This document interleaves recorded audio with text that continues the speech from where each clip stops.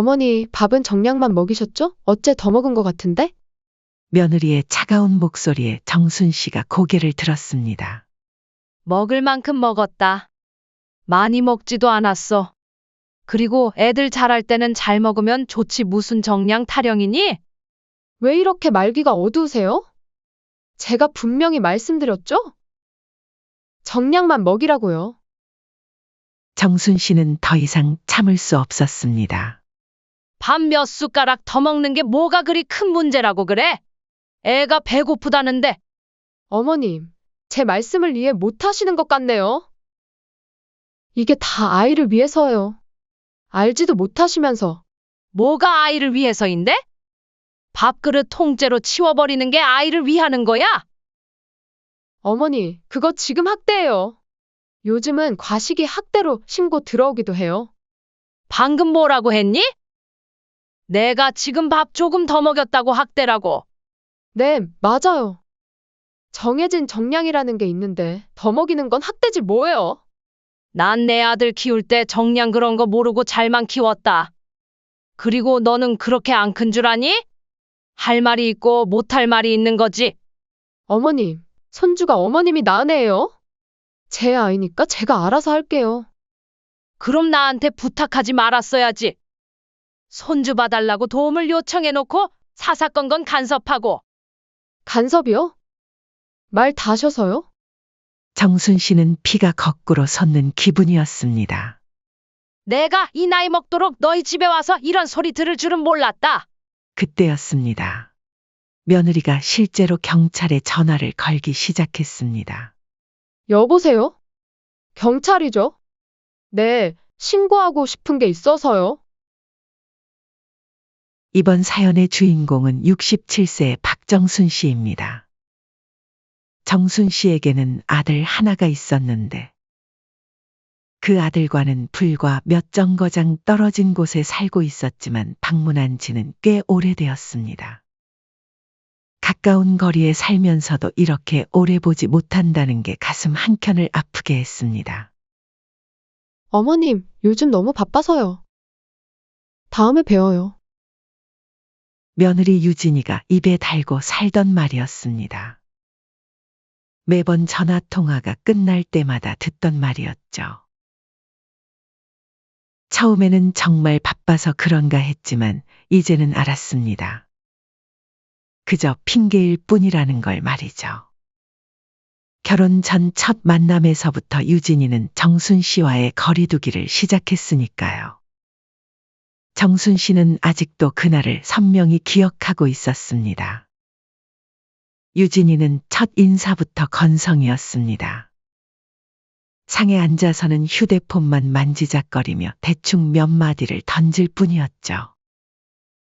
정순 씨를 똑바로 쳐다보지도 않았습니다. 마치 자신과의 만남이 불편하다는 듯한 태도였죠. 어머니, 저는 다른 멍청한 여자들하고는 달라요. 다른 여자들은 시어머니한테 휘둘리고 사는데 어찌나 한심하던지. 그리고 저는 시집살이 하면서 제 인생을 허비하고 싶지는 않아요. 그래, 나도 시집살이 시키고 싶지는 않다. 그 말 한마디에 뭔가 쎄한 느낌이 왔지만 정순 씨는 그때 알아챘어야 했습니다. 이 며느리가 앞으로 어떤 며느리가 될지를. 하지만 그때는 시집살이가 무서워 으름장을 내놓는구나라며 넘어갔던 게 실수였나 봅니다. 결혼 후에는 더 노골적이었습니다. 저희는 저희 방식대로 살고 싶어요. 간섭은 하지 말아주세요. 그 말을 시작으로 점점 아들과의 연락도 뜸해졌습니다. 명절에도 저희끼리 보내고 싶어요. 라며 오지 않았습니다. 정순 씨가 찾아가려 해도 어머? 어머니 요즘 자식집 찾아오면 실례예요. 라는 말만 돌아왔습니다. 아들은 더 가관이었습니다. 처음에는 엄마, 유진이가 아직 적응하느라 그래요. 이해 좀 해주세요. 라고 하더니 자신의 아내 편을 들며 어머니와의 거리두기에 동참했습니다. 처음에는 이해하려 했습니다. 새로 시작하는 신혼생활이니까 둘만의 시간이 필요하겠지라고 생각했죠. 하지만 시간이 지나도 상황은 나아지지 않았습니다. 오히려 더 악화되었죠.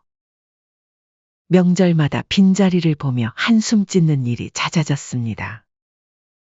첫 손주가 태어났을 때였습니다. 정순 씨는 얼마나 기뻤는지 모릅니다. 드디어 관계가 좋아질 수 있겠다고 생각했죠. 아이가 생기면 달라질 거라 믿었습니다.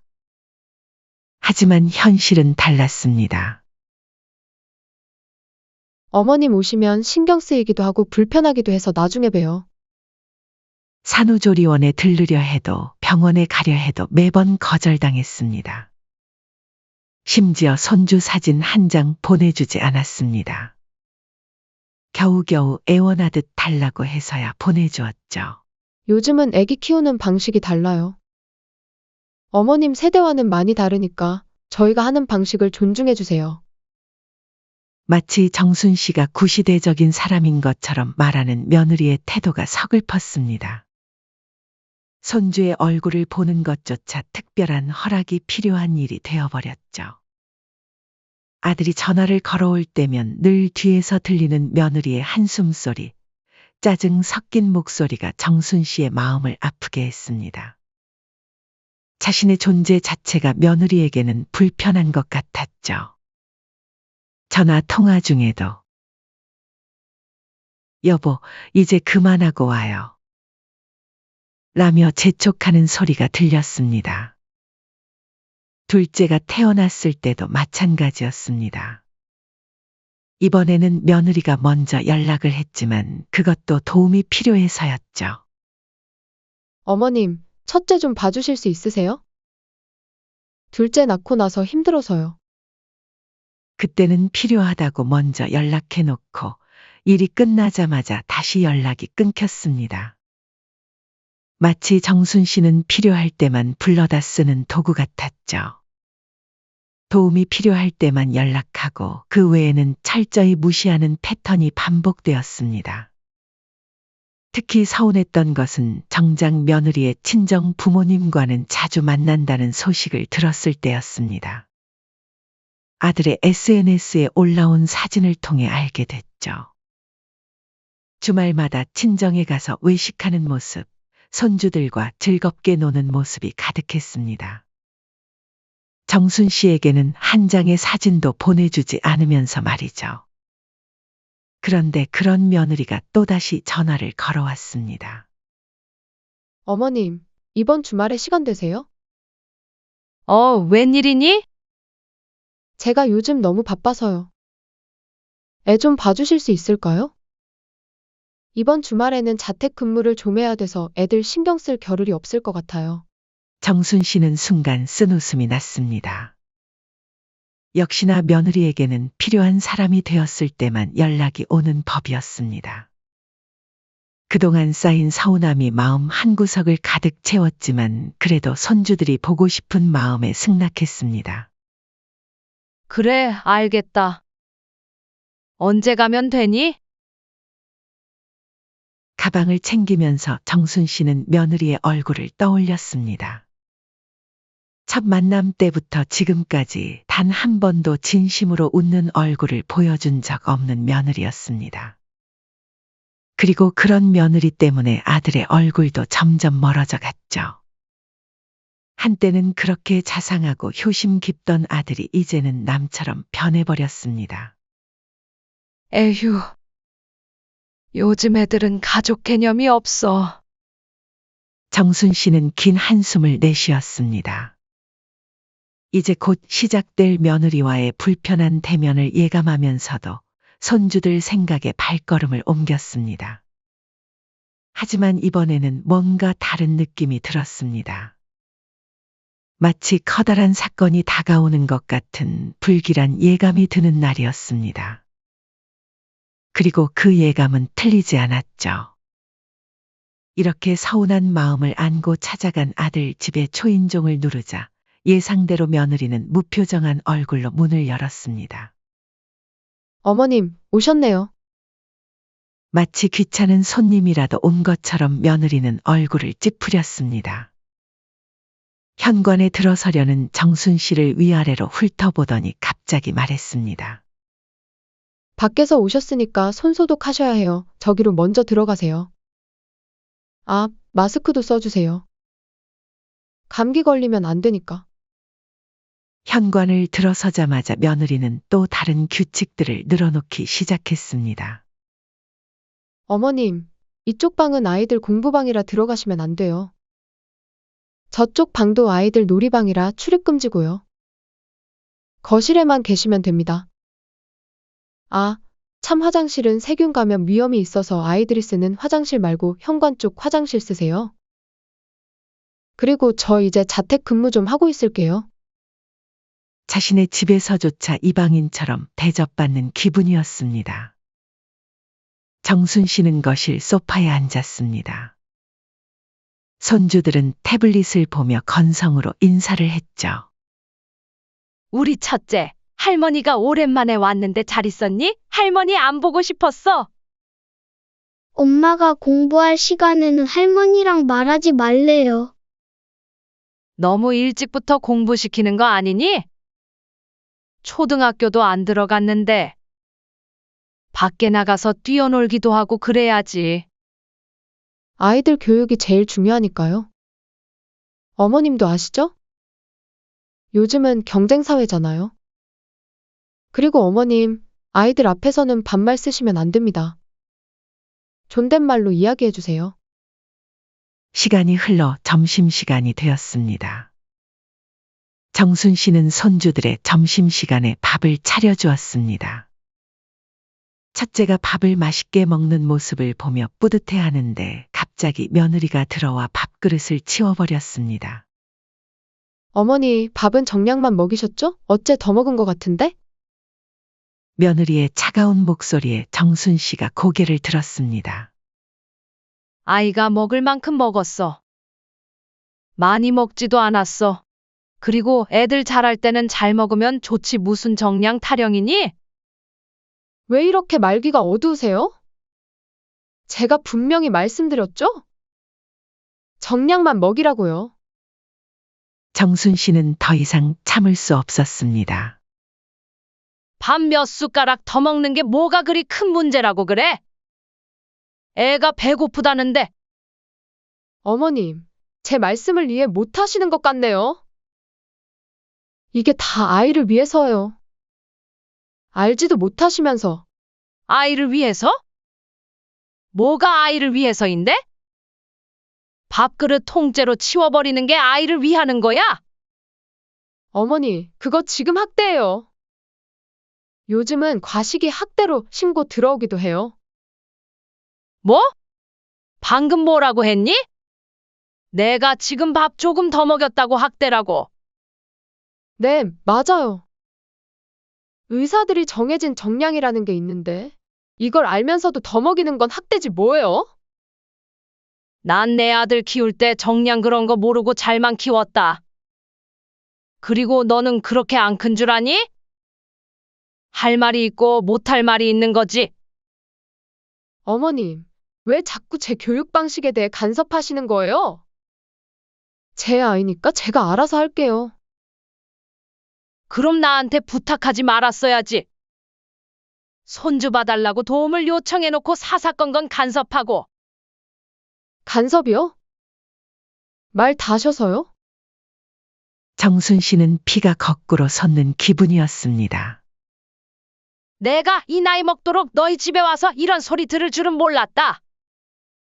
어머님이 자꾸 이렇게 감정적으로 나오시니까 제가 할 말이 있네요.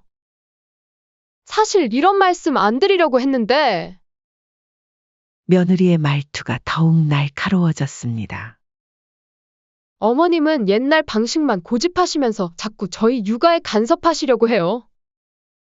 그게 얼마나 큰 스트레스인지 아세요? 내가 뭘 간섭했다고 그래? 손주 밥 한 술 더 먹이는 게 그렇게 잘못된 일이야? 그때 마침 아들이 들어왔습니다. 왜 이렇게 시끄러워? 무슨 일이야?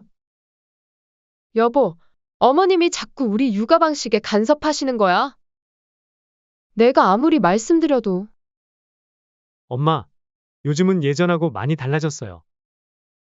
어쨌든 간에 저희 아들이고 저희 집이니까 룰을 따라주세요. 너까지 그러는 거니? 엄마, 저희도 나름대로 공부하고 연구해서 이렇게 키우는 거예요. 어머니 세대의 방식이 다 틀렸다는 건 아니지만, 자식들과 대화는 계속해서 평행선을 달렸습니다. 그리고 어머님, 이런 식으로 계속 저희 말 안 듣고 딴지 거시면 경찰에 신고할 거예요. 뭐? 신고한다고? 네, 제가 말했죠. 정량을 넘어선 강제 급식도 신고 대상이에요. 정순 씨는 어이가 없었습니다. 손주들을 걱정하는 마음으로 한 행동이 이렇게까지 왜곡될 수 있다는 게 믿기지 않았습니다. 너 정말 상식이 통하지 않는구나? 너 지금 나를 경찰에 신고하겠다는 거니? 상식이요? 방금 상식이라고 하셨어요? 상식이 통하지 않는 건 어머니예요. 요즘 법이 얼마나 무서운데 콩밥 한번 드셔봐야 정신을 차리겠어요? 아들은 그저 옆에서 눈치만 보고 있었습니다.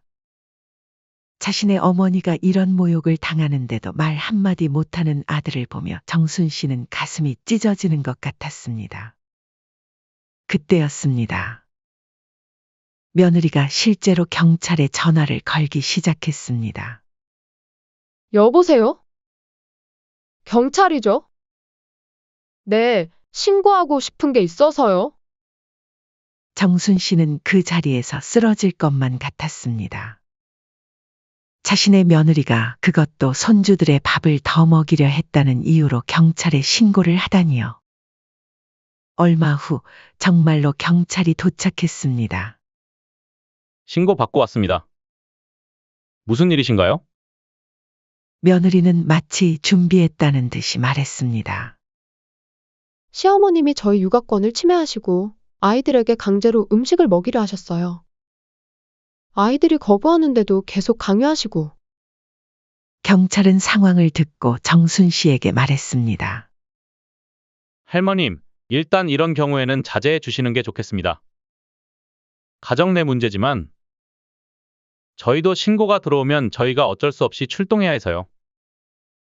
정순 씨는 그 자리에서 아무 말도 할 수 없었습니다. 자신이 이렇게 멀리 와서 손주들을 위하는 마음으로 한 행동이 경찰까지 부르는 사태가 될 줄은 꿈에도 몰랐으니까요. 알겠습니다. 제가 나가겠습니다. 정순 씨는 떨리는 손으로 가방을 들었습니다. 마지막으로 아들을 바라보았지만 아들은 고개를 숙인 채 아무 말도 하지 못했습니다. 그렇게 쫓겨난 정순 씨는 한밤중까지 거리를 헤맸습니다. 가방 하나 들고 나온 채로 근처 공원 벤치에 앉아 있는데 갑자기 웃음이 나왔죠. 그래. 세상이 미쳐 돌아가는구나. 며느리의 마지막 모습이 자꾸 떠올랐습니다. 경찰이 오자 당당하게 신고 이유를 설명하던 그 뻔뻔한 얼굴. 그리고 그걸 보면서도 한마디 말도 못하고 고개만 숙이고 있던 아들의 비겁한 모습까지. 내가 너무 호구같이 살았나 보다. 문득 정순 씨는 그동안의 일들이 스쳐 지나가는 것을 느꼈습니다. 결혼 전부터 며느리가 보여준 차가운 태도, 손주들이 태어났을 때도 기쁨을 나누지 못하게 했던 일. 그리고 오늘 이렇게 경찰까지 불러 자신을 내쫓은 일까지. 그렇게 얼마나 시간이 지났을까? 정순 씨는 자식들에게 본때를 보여주어야겠다고 결심을 하게 되었습니다. 아들이 결혼할 때 신혼집을 장만해주면서 정순 씨는 자신의 명의로 해두었습니다. 나중에 아들 명의로 바꿔줄 생각이었지만 며느리가 워낙 사사건건 못마땅해 해서 미뤄두었던 거였죠. 정순 씨의 눈빛이 변했습니다. 입가에 쓴웃음이 번졌습니다. 다음 날 아침 일찍 정순 씨는 부동산을 찾아갔습니다. 예전에 이 집을 구할 때 도움받았던 중개사였죠. 어머, 오랜만이네요. 잘 지내셨어요? 이 집 매물로 내주세요. 네? 아드님 사시는 그 집을요? 네, 제 집이니까요. 제가 마음대로 할 수 있죠? 부동산 중개인은 잠시 망설이더니 말했습니다. 사실 그 아파트 매수자가 여러 명 있어요. 재건축 예정이라 매물만 나오면 바로 계약하겠다는 분들이. 정순 씨의 눈이 커졌습니다. 재건축이요? 네, 그 동네가 지금 한창 뜨고 있잖아요. 정순 씨 댁은 입지도 좋고. 지금 나오면 웃돈 얹어서 바로 나갈 것 같은데. 정순 씨는 이때다 싶었습니다. 바로 변호사 사무실로 향했죠. 퇴거 통보는 어떻게 하면 될까요? 일단 내용 증명을 보내시는 게 좋겠습니다. 법적 절차를 밟아야 하니까요. 변호사의 도움을 받아 내용 증명을 발송했습니다. 한 달 안에 집을 비워달라는 내용이었죠. 그렇게 시간이 흘러 벌써 매수자와 가계약이 체결되었다는 연락도 받았습니다. 이틀 뒤 아들에게서 전화가 왔습니다. 어머니! 이게 무슨 일이에요? 갑자기 집을 비우라니요? 새삼스럽게 놀래긴? 너희가 나한테 한 것처럼 나도 하는 건데. 말도 안 돼요? 설마 그때 일 때문에 그런 거예요? 내가 그날 너네들한테 쫓겨나고 너희들은 더 이상 내 자식이 아니라 생각하게 됐다. 쫓겨나다니요, 엄마. 그냥 어쩌다 한 번 있었던 해프닝으로 생각하시면 안 돼요? 전화 너머로 아들이 한숨을 쉬는 소리가 들렸습니다. 그리고 그건 유진이가 순간 화가 나서. 너희 와이프가 화가 났다고. 화가 나면 그렇게 행동해도 된다는 거니?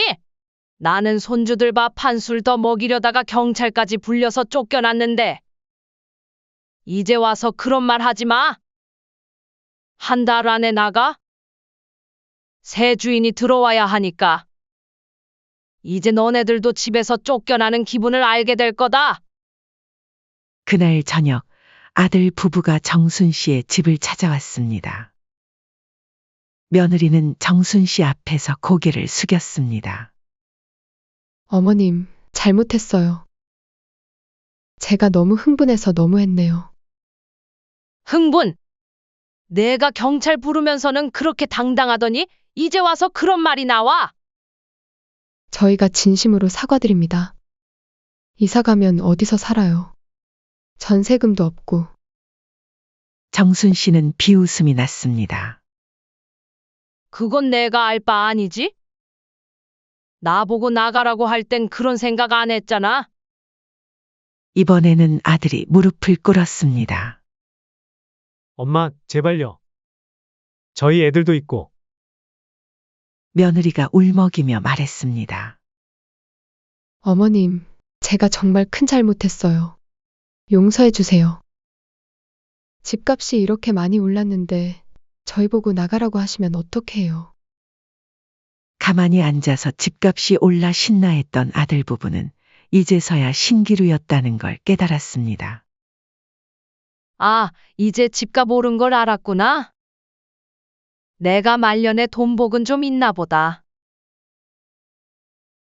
정순 씨의 차가운 말에 며느리는 더욱 울음을 터뜨렸습니다. 제발 한 번만 봐주세요.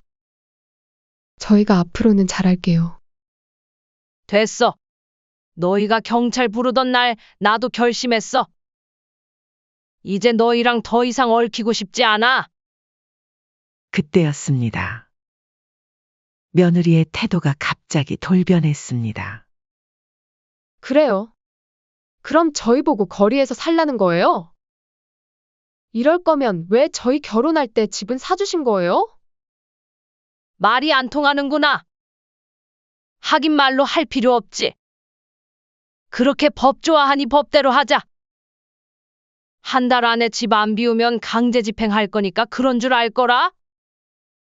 결국 한 달 후 아들 내외는 짐을 싸야 했습니다. 이사 나가는 날 며느리는 마지막까지 성질을 부렸죠. 어머님, 이러시면 두고두고 후회하실 거예요. 자식이랑 손자들한테 이럴 수가 있으세요? 앞으로 평생 얼굴 못 보고 사실 줄 아세요? 아이고 됐네요. 내가 뭘 후회하는데? 그 잘난 얼굴 안 보여줘도 되니까 너네나 후회하지 말거라. 마지막 짐을 싸들고 나가는 아들 내외를 보며 정순 씨는 한숨을 쉬었죠. 문이 닫히고 모든 게 조용해졌습니다. 가슴 한켠이 아팠지만 이제는 돌이킬 수 없는 강을 건넌 것 같았습니다.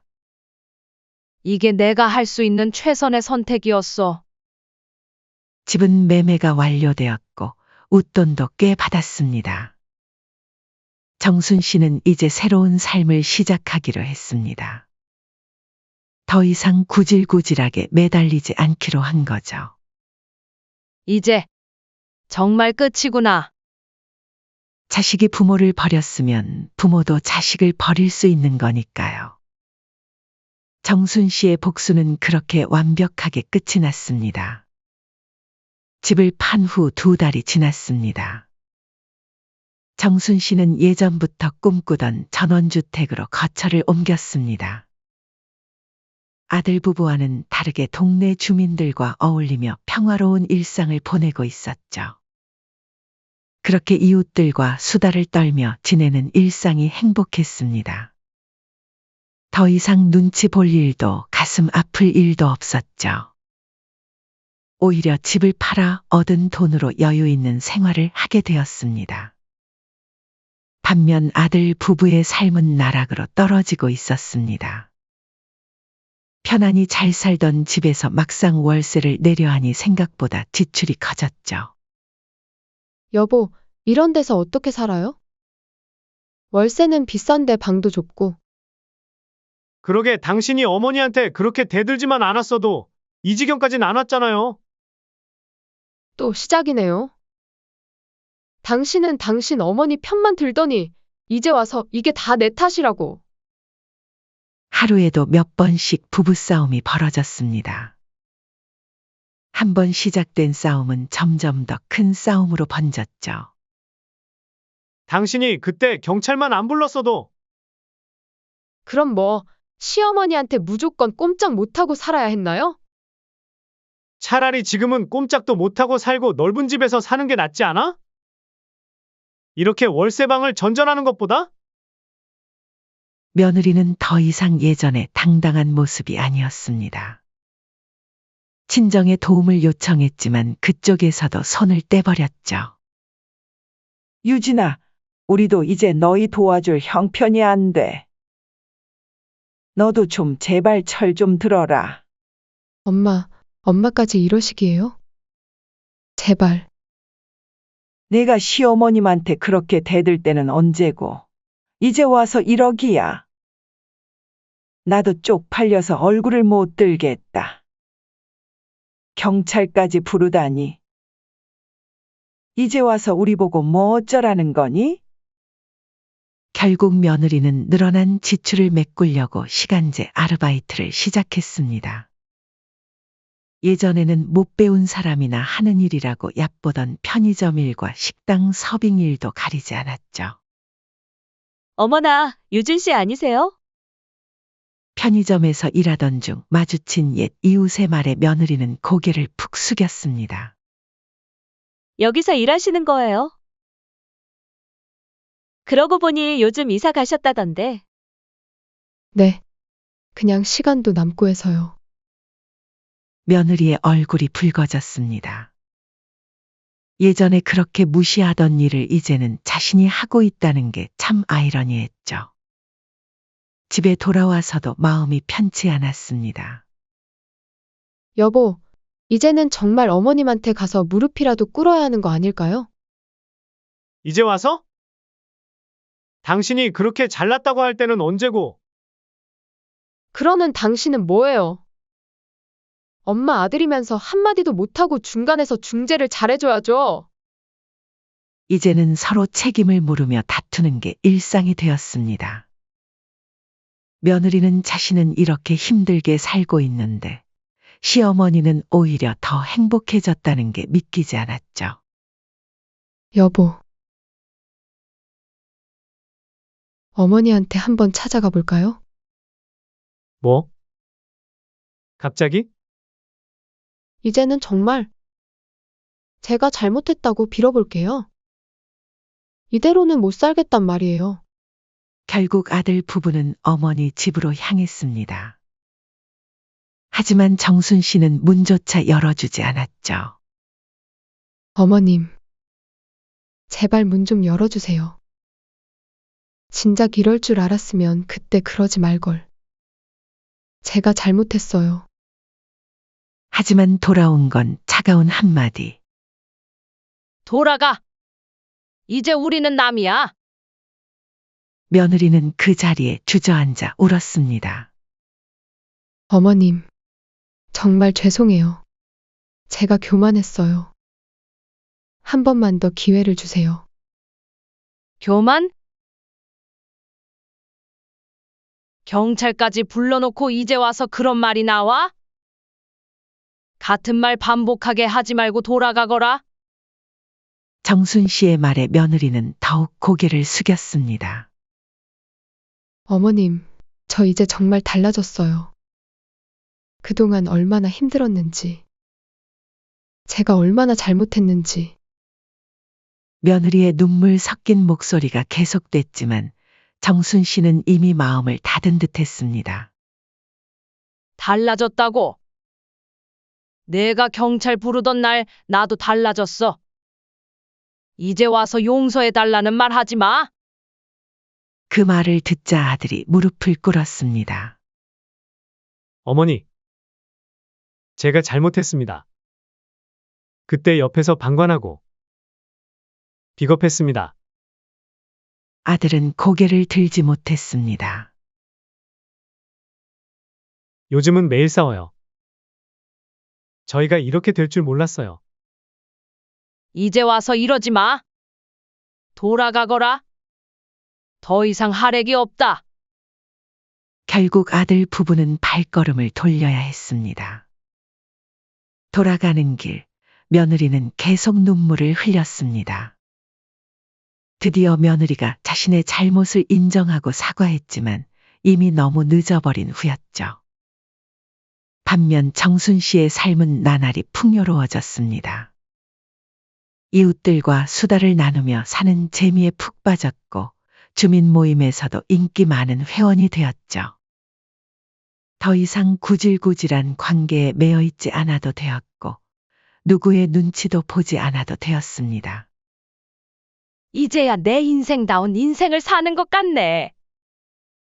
창 밖으로 들어오는 바닷바람을 맞으며 정순 씨는 미소 지었습니다.